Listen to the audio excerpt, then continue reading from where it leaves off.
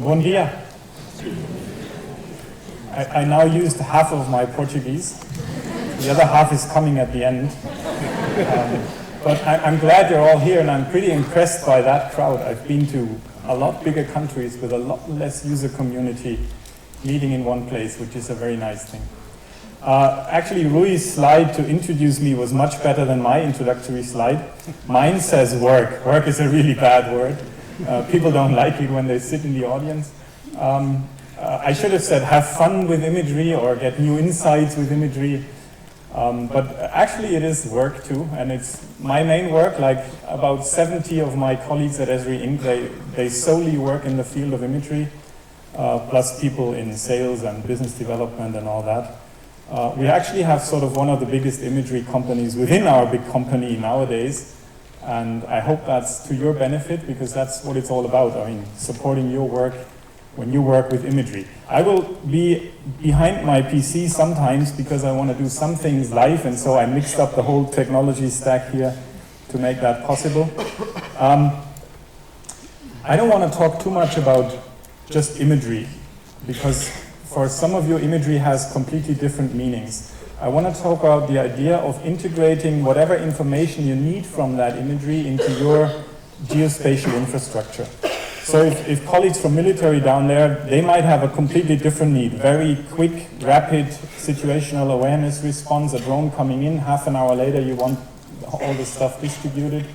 Others are monitoring long-term ecological or agricultural development, and all they want is like statistics updated regularly, seeing if something goes out of scope. They might not ever see a single image, which is one of the main topics that I'm going to talk about during that 30 minutes. So what we want to do is we want to create the kind of meaningful information from whatever comes in as sources of data, which could be imagery but could be combined with other stuff. Bring it into your ecosystem and then create whatever the users out there need. And even within your organizations, that might be completely different. The same kind of information coming in might lead into different sources for different applications that you are working on, for different workflows that you need the imagery in. This doesn't only include the technology stack of imagery that we have. There might be sensors for IoT data coming in. Or there might be, which is a very important part in many things happening right now, if you think about deep learning and AI, there might be your already existing geodata, all your very valuable vectors that combined with other information allows you to get a lot of new insights in this whole ecosystem, ArcGIS, that we are talking about. So you see me walking, you can stay just put and sit. Whenever we bring those slides, what kind of data do we support in ArcGIS? You very often see this mix up there. And there is just one of those bullets. Now I have to think about yours. On your right side? No, yeah, on your right side. That says imagery. In fact, I think this is a wrong perception. Because you can do that for any bullet in there. In fact, it is more like this, and probably I shouldn't have taken out the other ones, but this sort of explains it a little bit. Any kind of data on this chart left here now could be interpreted as imagery, be additional information added to imagery to create new imagery, or the other way around. You take some imagery, and what you create from it within the system is any of the other stuff that you see down here. So we derive information, we bring it into other forms that are suitable for what you need to do to solve your actual problem. A very good example to talk about this is actually the very popular thing of using drones to quickly capture images. From a photogrammetric standpoint, this drone stuff is pretty much crap. Right? It gives you a raw orientation only. It usually has quite cheap sensors on it. It flies like in the wind like that. The drones are much too light, they're not stable. Still, we can do amazing stuff nowadays with the computing power we have to orient those images, and after doing that, to derive all the information you see on that side. We not only create a nice ortho mosaic, no, we create a DSM and a DTM from it. We even create point clouds out of photogrammetrically created data. produce nice scenes to navigate, move around, bring into the communities that work in 3D. And one example, just to give you a little glimpse of that, though the generation of that was sort of different, is this stuff. That's really interesting. At least it used to be there, so let's do it again. Is taking point cloud data, bringing it to the web to be able to visualize and analyze it. Again, going back to technology, it's not easy to have stuff like that. Has anyone got an idea how big that file actually is, that point cloud file? Well, you probably don't. It's 3.3 gigabytes. Still, that file somewhere on a server using modern technology can be streamed to me, and I can actually work with it nicely. The points start loading as I zoom in, so it densifies in the moment that I start using it, and the information in there is more than just simple points. It's all about the elevation values that are stored as part of it. So if I go to some place where I'm interested in, can my truck actually pass this thing? Yes, we all know the truck can pass this thing. I'm just making up a story so I can demonstrate it. So we have this road area here. You see my elevation sign is moving along with me. And when I reach the top of this road sign element, I can start doing a measurement. Now, as Americans usually think that this is really important, they start with imperial, but we can go to metric, and then take this point cloud data and do things with it. And again, this point cloud data could be derived from a drone flight, or it could be from a real LiDAR sensor with all the advantages this is going to have. So, very small example. All our imagery stack is from an organizational standpoint organized like this. You had it on the slide of Louis before too. At the center of all is the management of imagery. This is really key, essential, important, and this is where you can mess up the whole thing fast and easy. But this is also where you can gain in terms of workflows and being fast and being effective in what you do a lot. This data management component is something that we use, for example, for all the content that we have been talking about, or that we will show, or that you will see during the conference, that we offer in terms of the Living Atlas and the services that we provide. But it's also what you can use to create your own content and provide your own content. Once you have that content managed properly and best served out as services, you can funnel it into those different areas, onto the different devices that we heard about, but also into these regions of analysis, map production, and just plain visualization and combination with other kinds of data. If we would have been here like 10 or 15 years ago, we would probably have only talked about this traditional part on the one side of the slide. Yes, there is satellites, there's tons of satellites, there's actually even more satellites virtually every single day, flying with more sensors, more temporal resolution, more spatial resolution. We've added a lot of photogrammetric systems to that, including a lot of LiDAR being flown now, also in combination, more bands, more sensors, more spectral range. We've added drones to that, still using basically the same technology, but there's a lot more out there. There is this extended range out here now. A lot of sensors are on cars, mounted, stable on systems. Every single monitoring camera is now a sensor as such. And we all carry sensors on our own. We all carry, everyone sort of one of those, which can be a very good, helpful instrument for documenting ad hoc situations. And we have to bring all those with our imagery stack into the information systems that you're working with. The highlighted traditional way of doing it would be the LiDAR that we talked about. And I said the movement between what I see and what I make out of it is in flux. I want to show you with a little example in ArcGIS Pro. We've seen, to come back to that, we've seen this LiDAR data set. Now this is just another representation of it. It's basically the same data set. Again, this is the point cloud using it in ArcGIS Pro. But if you look at this representation of it. This is the same last data set. You see it probably in the line down there. It's integrated in that table. If you can't read it in the back, who knows the key? There it is. Here you can move it around. So the last data set has been added as a raster into a raster data set.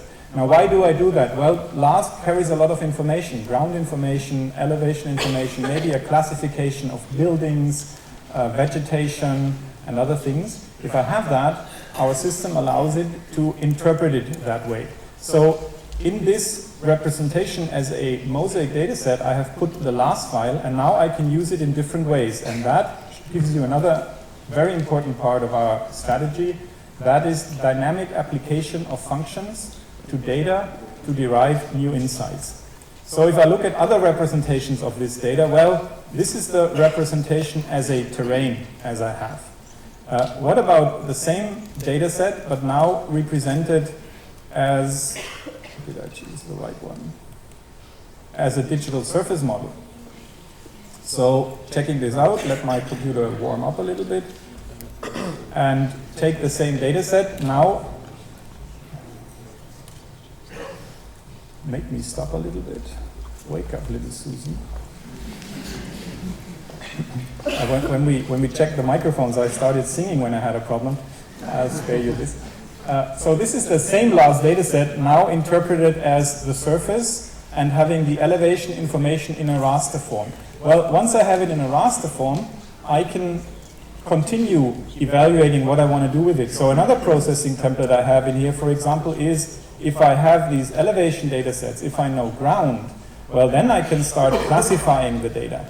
So I give it a real classification scheme and interpret the last data set now as classified elevation values. You can now see I could start extracting buildings from it using AI and the point cloud. I could extract roof forms. I could use that for analysis of sound propagation, of visibility studies to have tactical aspects of it. So you see this last file that I got, I can use in many different ways within the platform to make use of it. A final one that I want to show you, which is actually a really nice one, is I can dynamically create contour lines from it if I want to. Raster contour lines. Those of you who need contour lines, please look at the raster contour line features. They are incredibly fast compared to creating vectors. Very efficient, very good, and easy to maintain.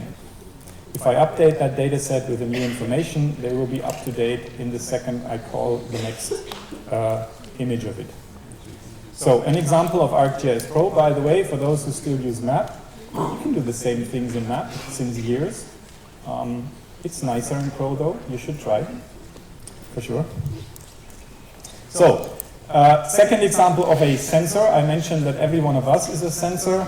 We're not as well equipped as those cars with depth images and including LiDAR and then creating 360 scenes, but we can take simple photos. And those simple photos we can actually add into something we call oriented imagery. So I go to the web again and I call up this oriented imagery viewer. Do you recognize this place? It's actually where we entered the building. This is the rotunda where we went in. This is where we actually are. Yesterday, just after arrival, I took a few photos in here. And those photos, because I have some location to where I am, roughly covered this area. So I looked in some direction. My camera noted which direction I'm looking at. I tried to keep the photo as vertical as possible, and I just took some shots. Then I added them into this oriented imagery system, and now I can go to any place and just query if I want to see this place. What would you suggest? Which photo gives me the best impression of this place? So now you see where I took the photo, which direction I looked at, and the photo he selected as the photo that I took. Please take care or look at this red triangle up there. If I now am interested in zooming into this photo, he will give me an impression of where I'm actually looking at. If your sensor is really good, you can start doing things like measurements and stuff in there. So I try to give an example of that. I, by accident, take this point because I think it might be a good one. Ah, there is an arch in the image. So I go in here, I say I want to do a measurement. Actually, I hate the ground measurement. So I go here, I measure up here. And I trust it might be something around 7.3 meters. So if you're a utility company and you want to document your dig holes or your security measures in building places, if you're out in the field taking shots of some environmental aspects, findings you have, and in the very near future, if you want just to detect objects using deep learning mechanisms, you might just take bunches of photos, analyze them, derive new information from them, or just add them to give more depth to your information system. So that was a little example of oriented imagery.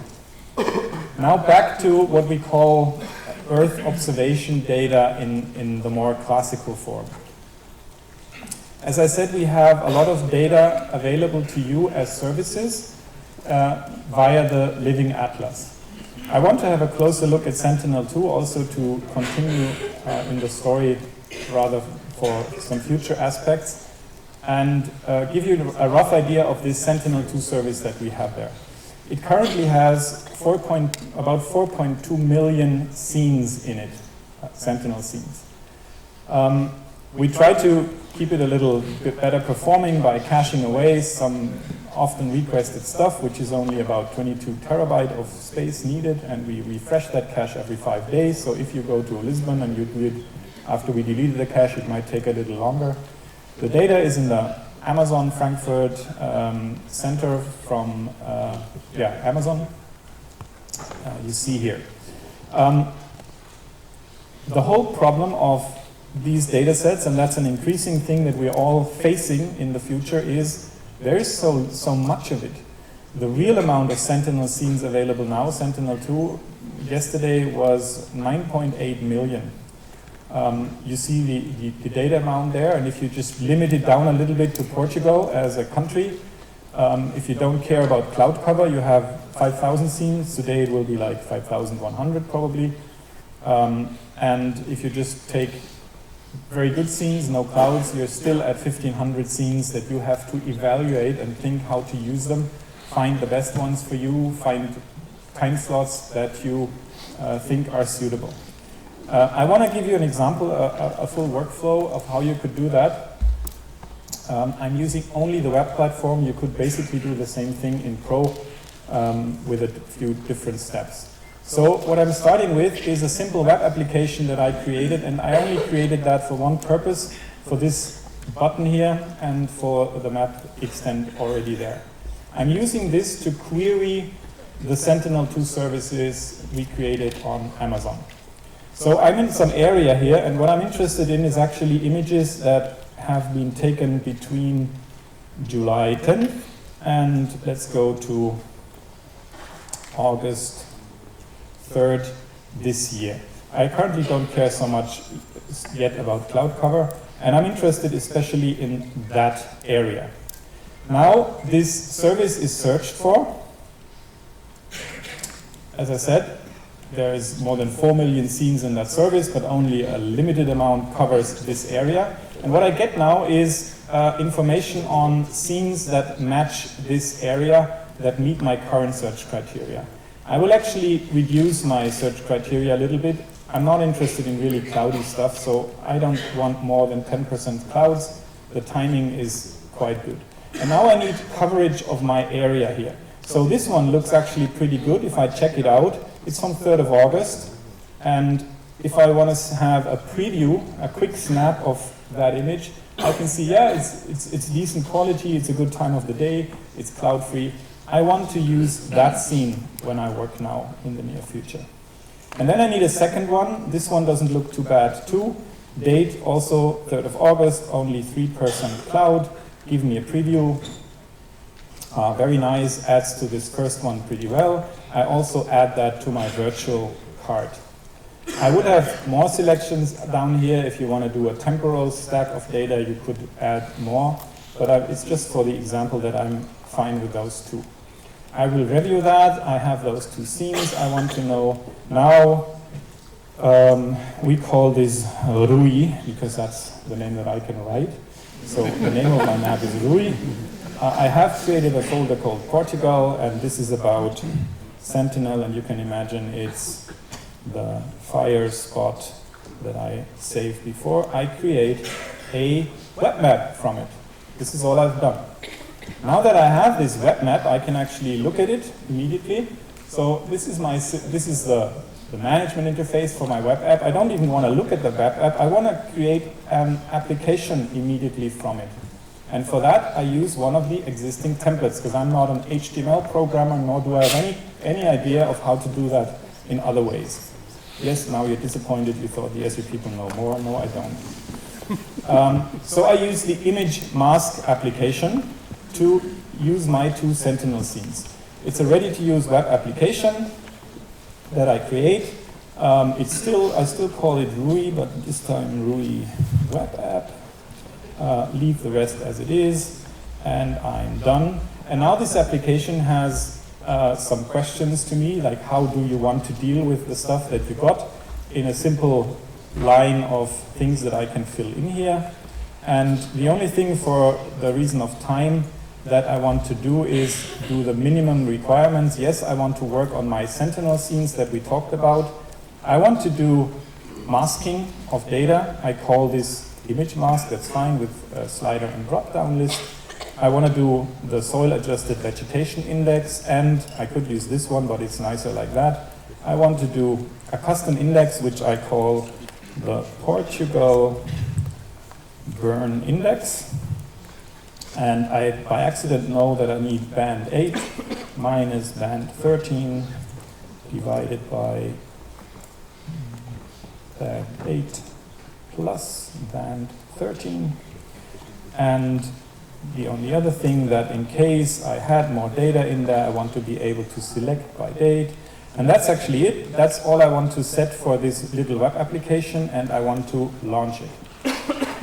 If you launch that, that means you publish it, you give a certain number of people access to that application because you want to, and now there's tons of possibilities. You're a teacher and you want to just understand them, how to work with imagery or with classification or with masking. So you also might be in the environmental department of that area, and the mayor asked you for, give me a quick estimate of how much area has burned within a few minutes. Well, we see how you can do that. So I have this image mask application. I have my two images that I have chosen to run this analysis on. I use the Sentinel-2 data that I created. The first thing is, let's do this soil-adjusted vegetation index. Just to give you an idea of the one that has been predefined, that I didn't do anything about, calculated for the area that I'm asking for. And once it's coming back, you can see this is basically the negative of what we're looking for in a minute. So all things that are bare soil, inhabited, water, or burned are now outside of this index. The one that I created myself is the Portugal burn index. It's actually the other way around. Here I need values less than that. I don't like burning, so I give it a red color, and I apply it to analyze what burned areas does he find in that image. Again, he has a default threshold that might not be what I need, but if I notch that down, I can see quite well that it matches. If I want to be more precise, I can say, okay, for the moment being, I'm really only interested in this area here. The rest of the noise that is created I regard as errors, and my mayor needs one value. So I only analyze this area for the moment being. And now I can notch it up without the area outside a little bit and getting close here. And I can tell him, well, it's nearly 100 square kilometers of area that has been burned in that single fire, which was around 20th of July last year, sadly, somewhere in your nice country. Very simple example, not doing any fancy programming, just using existing tools, existing data, bringing it into a simple web application so people can make use of it. Now this EO data stuff out there it's very much changing. As I said, there's tons of it, and the trend in analysis is really going into fusion of different sensors, fusion of time layers, deriving more information by taking a huge amount of data to do time series and different sensor analysis. This led to an evolution where people said, well, I cannot do this processing and all that stuff myself. We want analytical ready data. There is big movements there. There's countrywide initiatives. There's even continent-wide initiatives to create huge stacks of analytical ready data. And we are very much aware of that. We will, as Rui had also on his slide, we will make you easy access to those cubes so you can run your analysis on top of them and do very nice slicing and dicing and doing all that within the ArcGIS world. One of the biggest projects I have to give you a glimpse of is Digital Earth Africa. What I will show you next is currently covering like 2 billion square kilometers of images. The Earth only has 510 million square kilometers, and still it only covers 20% of Africa for now. And that's because it's just a huge time stack of information. This is a little video I made of a dashboard of that data. So in August, 20%, roughly 20% of Africa were covered with this data. It only was Landsat so far. There will be Sentinel added, there will be MODIS added, there will be Aster added. A lot of other sensors will come to it, and the time span will be growing. And still, it's already an incredible amount of data. This data cube for the whole continent will be provided to anyone in the country and anyone outside of it, just as an open access data set, pre-processed to a standard set of data and derived data like water levels, water cover, land use cover, and all of that. Think about it in Portugal. It's a smart thing. Get together. Don't start downloading the stuff all yourself. Organize some interest group that does something like that. It's happening all over the place. I don't know whether there's initiatives here, but at least for the free and open data, it's, I think, a very good initiative. So I won't play around with that. You got an idea, and it's a big movement currently happening everywhere, as I mentioned. This leads me to this saying that the future of imagery is very much about images you will never see, because there are just too many of them. Yes, we will have interpreters that look at certain situational aspects, but a lot of number crunching in the agricultural space, in the natural environment space, but also in the utility space, will be monitoring constant incoming data and only giving you notice when something is out of the ordinary. A very nice example happening in many countries, railway companies use SAR data to constantly track movement in their tracks. As long as nothing happens, they're not interested in that information. They don't care. But as soon as something happens, they want a notification. And that's happening in automated fashion. I have two other examples here that basically do the same thing. And while the videos run, I will talk a little bit about it. The one that just starts in red is an example from the Netherlands. Those of you working in agriculture know that quite well. There is a lot of regulations in agriculture, especially when you come to areas that are Natura 2000 sensitive, so you have to be careful what you can do there and what you're allowed to do. It's also about subsidies and your way of growing crops and treating stuff. This example is all grassland of the Netherlands, parcel by parcel, monitored through, in that case, Cosmos Skynet SAR data.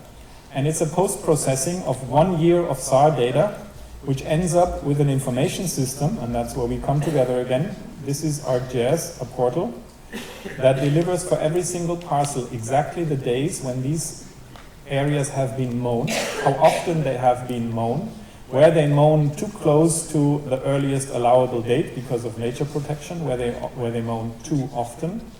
And this leads to agricultural requirements that are coming up in Europe anyway. Crop monitoring, crop prediction. You as a country will have to notify European Commission if you expect less or more crop from certain kinds. You will have to report that, and you will have to monitor that. Very likely that will happen using amounts of imagery and automated routines to do that. The second example is a pretty similar thing out of the forestry branch. If you grow a forest, especially if you want to grow young trees, one of the biggest dangers is grass overgrowing the trees. Today you don't have foresters for every 600 hectares anymore. You have huge areas. And to monitor what happens on those areas can be done using remote sensing technologies. This is again a SAR example, and all they want is a portal that actually gives them announcements and warnings what happens to certain tree species on certain parcels in regard to their growth success and the grass around it. It's in a primary stage. It's done by Capgemini in France. They're working on it heavily, and it's a really, really interesting forestry project without any image looking, or without looking at any of the images like the other one. Having that said, these incredible amounts of data, the temporal resolution